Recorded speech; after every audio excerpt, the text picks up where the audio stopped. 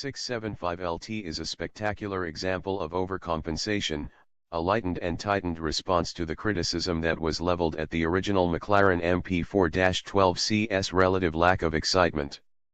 The 650s addressed that to an extent, but it's the LT that shows just how far the common mechanical package that underpins all of McLaren's current models can be taken in the direction of sweaty palmate thrills. Nobody will ever accuse it of being too refined or dynamically aloof. Indeed, it's probably slightly more exciting than aerial combat. LT stands for long tail, a reference to the evolved version of the McLaren F1 that was built to keep it at the sharp end of 1990s sports car racing after rivals responded to its first surprise victory at Le Mans.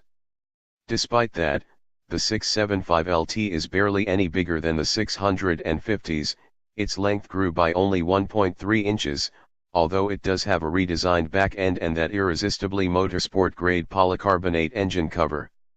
This and the other exterior modifications have mostly been done to improve aerodynamics, with more aggressive diffusers front and rear as well as new end plates on the front bumper steering air into a new side channel.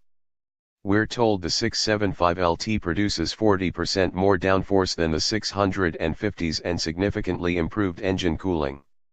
The biggest visual difference at the back is the arrival of twin, howitzer-grade tailpipes made from a titanium alloy that turns blue after hard use.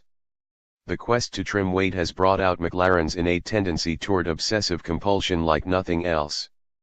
The claimed total savings are an impressive 220 pounds versus the 650s coupe, and that's come by shaving mass from what is already the lightest car in its segment.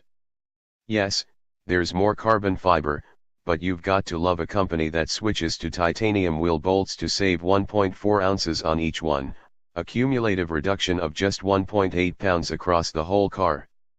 The 10-spoke, forged aluminum wheels are also 1.8 pounds lighter total than the optional lightweight ones on the 650s, and the carbon-framed seats save a combined 33 pounds.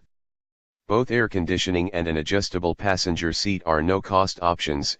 The only way you'll get the lightest possible 675LT is by foregoing both. Not that the cabin feels like the hermit's cave you might be expecting. There's more carbon and micro-suede, but otherwise it feels very similar to that of the 650s. The only noticeable equipment loss is the disappearance of the door-mounted climate controls. Those functions are now handled by the central touch screen. The instrument display and central console are the same as in the 650s, with normal, sport, and track modes for both the suspension and powertrain settings. There's also a new dynamic mode for the stability control, as well as the option for the brave, foolhardy, and well-insured to turn it fully off.